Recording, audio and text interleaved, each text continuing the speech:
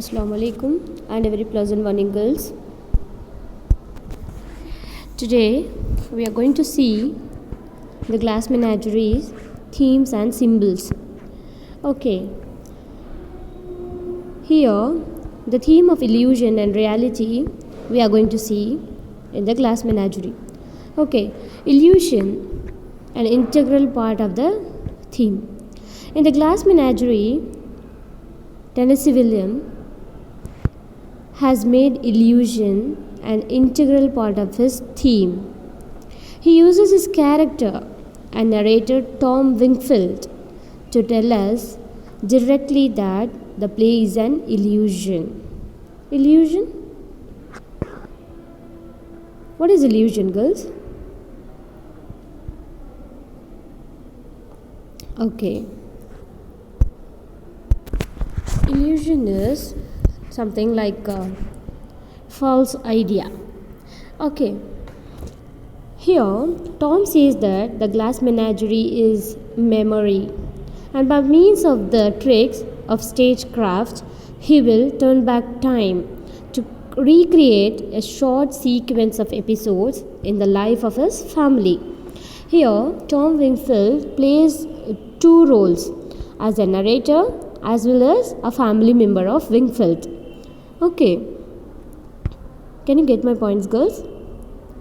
Okay, Tom explains that his purpose is not simply to produce an illusion that appears true, a photographic representation of his family's life in the 1930s, but instead to reveal truth in the disguise of illusion. That is, here Tom is explaining the truth in the disguise of illusion, that is in the false idea. Okay, is it clear, ma? Tom wants to discern a truth about life with the illusion he creates. Moreover, he wants us to understand that the truth in the glass menagerie is incorporated in the specific deceptions the characters themselves embrace and which they depend so very strongly. Is it clear, ma? Can you get my points? Okay. Significant illusion. At the very outset of the play, Williams suggests some of the important illusions in the play. The stage directions point out that transparent walls create an illusion of an apartment building, that is, the fire escape. Okay. While music and colored lights suggest a dance hall across the alley, that is the Paradise Dance Hall. Okay, the fire escape that leads into and out of the Wingfield apartment only seems to provide an escape from what Williams calls the slow and implacable fires of human desperation. Several times here, Williams suggests some of the important illusion in the play. The stage directions point out that the transparent wall creates an illusion of an apartment building, while music and color lights suggest a dance hall, that is the Paradise Hall. Okay, is it clear, ma? Several times Tom comments directly to us that America in the year 1930s believed that the world's troubles were not important enough to worry about. The young people thought that change and adventure were possible in their lives only through hard swing music and liquor, dance halls, bars and movies, etc. But in reality, the world in the 1930s was not waiting for the sunrise, according to the popular song, but on the other hand, it was waiting for the bombardments of the World War II. Is it clear, ma? Okay. Abandonment is also a theme in the glass menagerie. Abandonment is like which is left out. Okay. Abandonment is more than individuals leaving others. It is about abandoning reality. That is, they are not able to accept the reality. Okay. Here, disillusionment. Disillusionment that is the truth. Illusionment is a false idea, and it is true idea. Okay. Disillusionment is the abandonment of hope. Is it clear, ma? Okay. Amanda's illusion. Now, Amanda's idea, false idea, that is, Amanda Wingfield cherishes several illusions to avoid the unpleasant truth of her family's present condition in the period of the Great Depression of the 1930s and the horrendous life in the St. Louis tenement. So she lives in the illusion, and she thinks about the past, about her nice days, so that she can forget the present condition of her family. Is it clear? She believes that her children, Tom and Laura, are born to succeed since they are just full of natural endowments. The fact is otherwise. Tom is close to losing his job at the warehouse, has decided to become a merchant seaman, and yet really wants to become a poet. Tom's sister Laura suffers from acute shyness, is lame, and seems interested only in caring for her collection of glass animals and listening to old phonograph records, which her father left. Amanda desperately clings to her illusion that Laura can be happy and successful if she goes to the business college and learns stenography. But sadly enough, Laura proves to be a flop at the business college and discontinues her course abruptly. Is it clear? Laura, being pretty, will be able to ensnare Jim O'Connor, the gentleman caller, and with this end in view, she grooms Laura with gay deceivers, and all to prepare Jim for the kill. But Jim seems to feel sorry for Laura as a brother might, rather than enamored of her as a suitor. Moreover, when Jim makes his announcement that he is already engaged to one Betty, and whom he is going to marry soon, Amanda's illusions shatter like eggshells.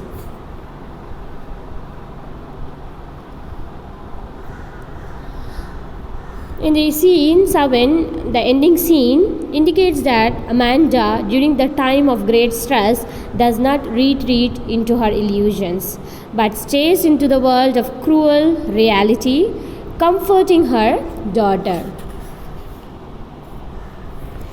Is it clear, ma? Okay.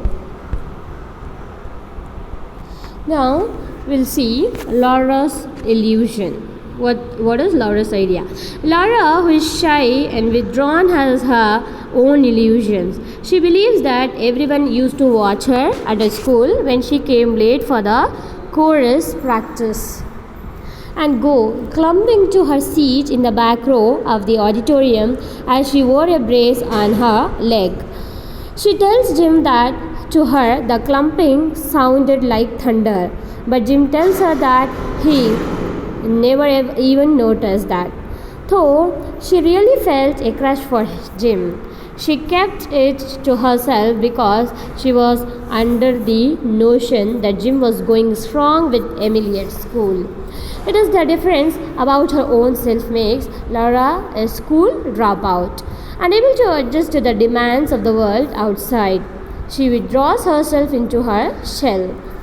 The glass menagerie and the old Victoria records that her father left, it is her shyness and nervousness make her walk out of the business college.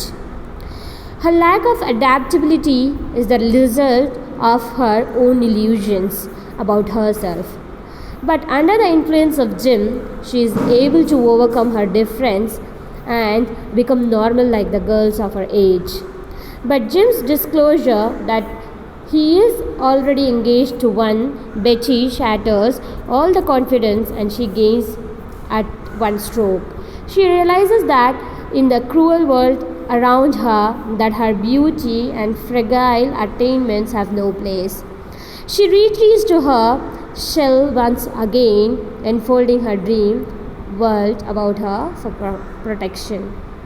Now, Laura's illusion that she thinks that everyone is watching because of her disability, and when she's going to school, her leg, her leg strap is don't know, that is making a sound, thunder sound. So everyone is noticing. That is her illusion, and she's telling to Jim about this, and Jim says that he never noticed that sound. And as a suitor, he comes to her house, and after the dinner, what happens? He meets to Laura, and he builds the confidence of Laura, and she gains the confidence too. Okay, but at last what happens? Her dreams becomes shattered because the Jim informs Laura that he has already engaged to Betty, and he has to be going to marry the next Sunday.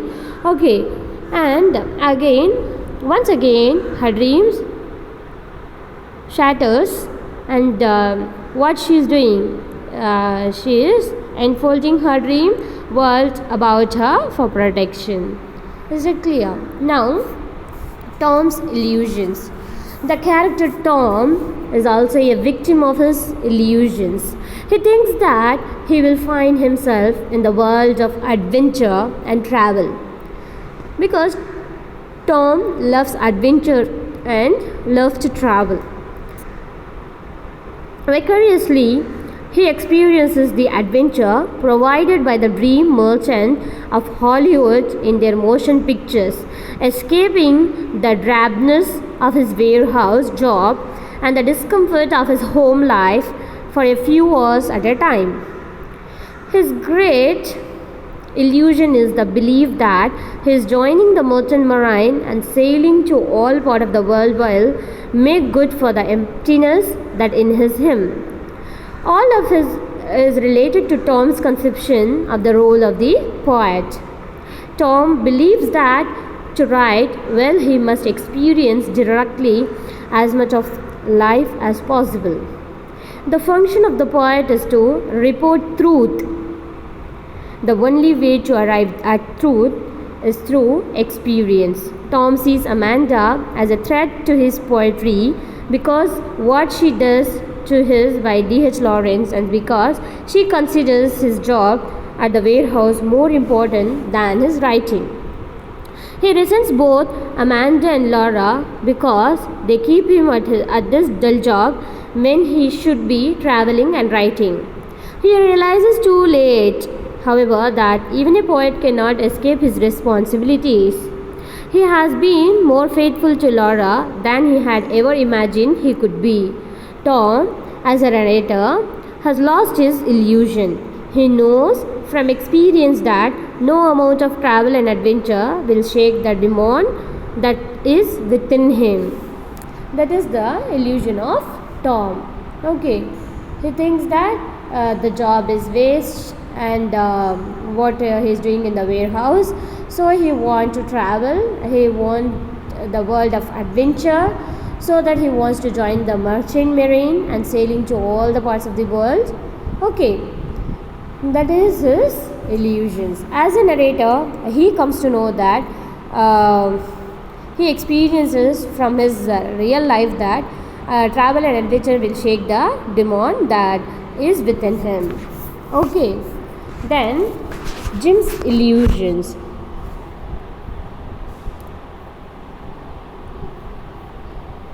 Jim O'Connor's life, as common as it is ruled by illusion. He has created them in order to believe in a happy and successful future. Jim realizes that though he was the hero in the high school, that he has not reached the heights expected of him yet.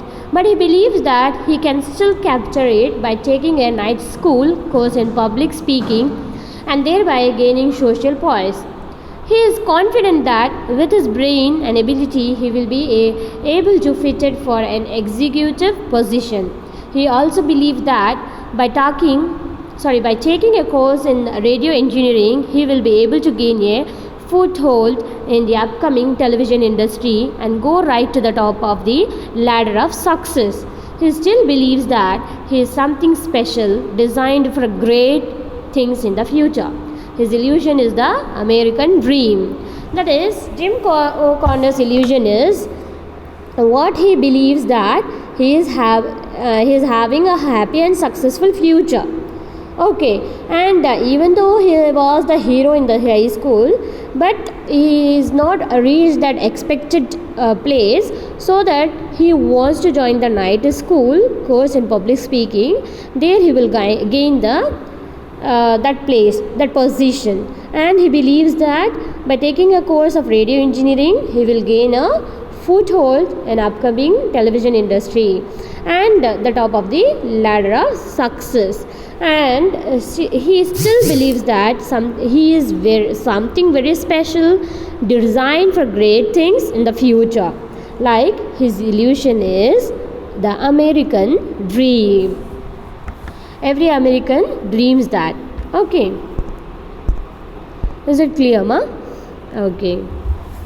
Now, the need for illusion. The Glass Menagerie, William shows us clearly that the various illusions of the characters have are the means of coping with the facts of their life. However,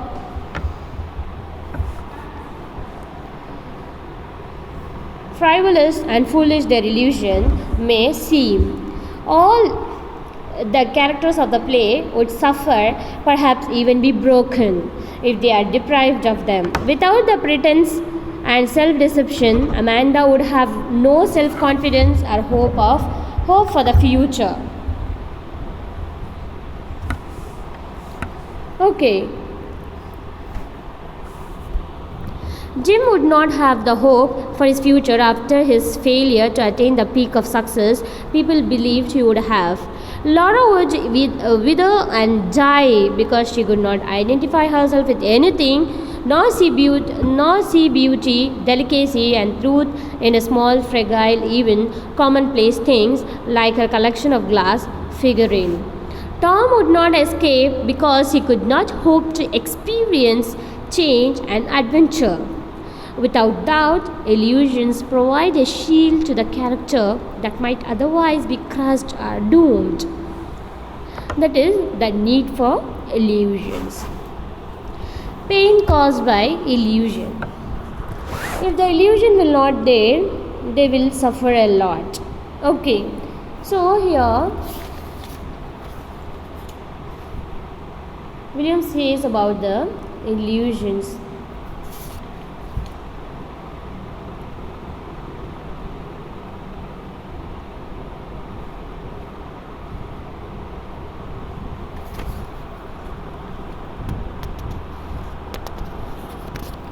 Non-realistic technique of the play.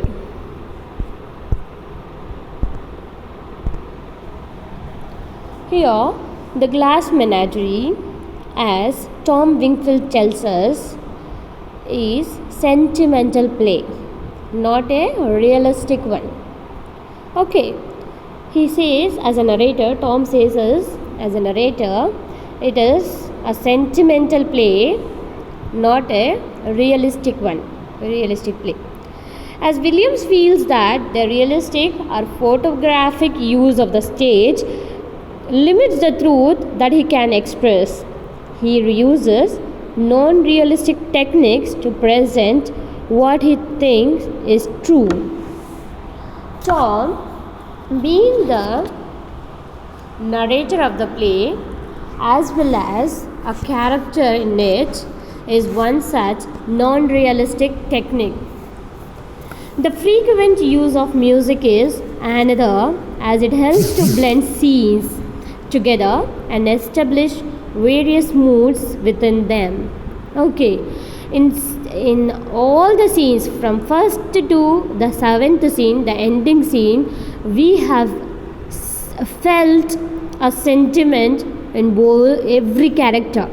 Okay, and they are correct and they are true to the character. Okay, is it clear? Yes or no? Amanda is correct in her behavior.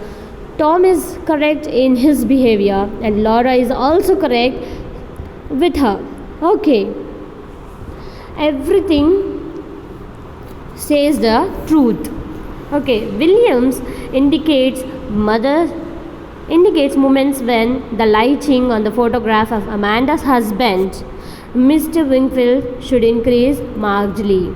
At other times, the lighting should be strongest on one character, Laura, for example, even though other characters are speaking. This device is similar to the close-up in a film.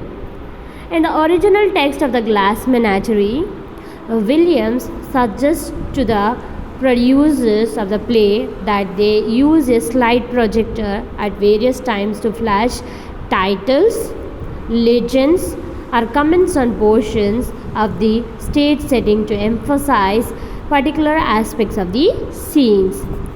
For instance, when Laura hesitates to open the door to let Tom and Jim in, the word terror would flash on the set. This technique is indicative of Williams' desire to break away from the familiar, realistic conventions of the theatre and to be broaden the scope of the theatre in portraying life. William, he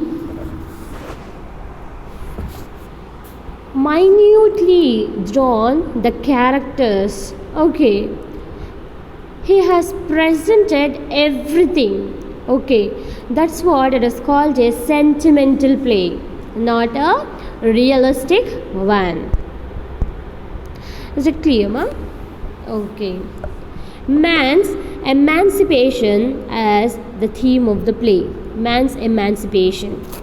Critics who were in search of a straightforward meaning of the play find that the central theme of the Glass Menagerie is the emancipation of man from his family ties.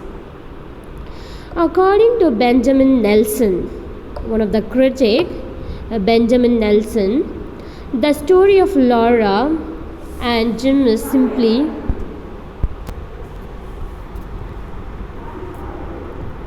According to Benjamin Nelson, the story of Laura and Jim is simply and poignant, but it is neither the sole nor the central conflict in the play. Laura's personal dilemma is a part of a greater dilemma, the destruction, slow and remorseless, of a family. It is not a melodramatic destruction. Okay, there is no battle of angels above them. It is a gradual, oblique, and laced with pathos and humor, but it is the erosion of family nonetheless.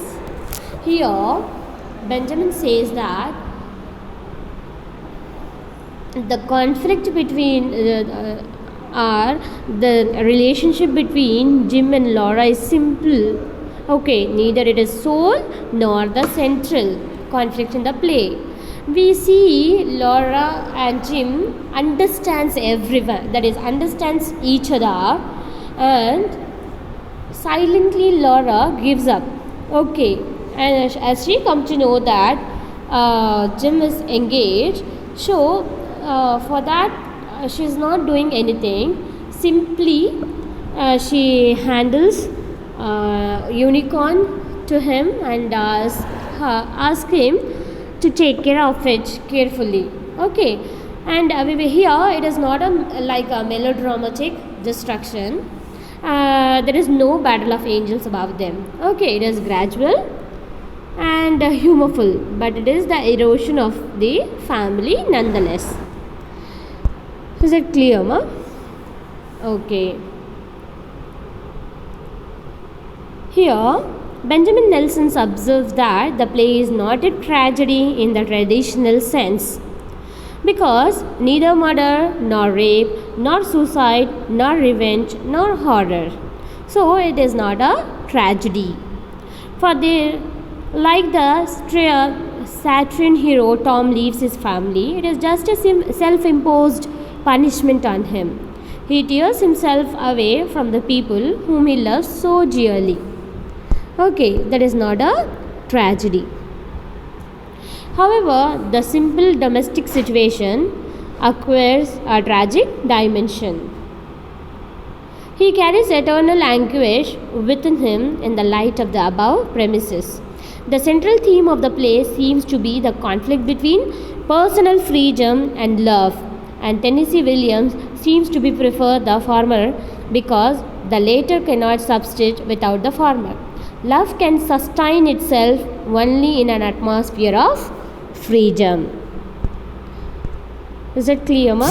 Love can sustain itself only in an atmosphere of freedom. Is it clear? Okay, girls. By this, I'm going to end. Okay, girls. Thank you. Please do watch the video, girls. Then only you will understand clearly. If you have any doubts, please do ask, girls. Okay. Okay, girls. Take care. Thank you. Bye bye. Allah Hafiz.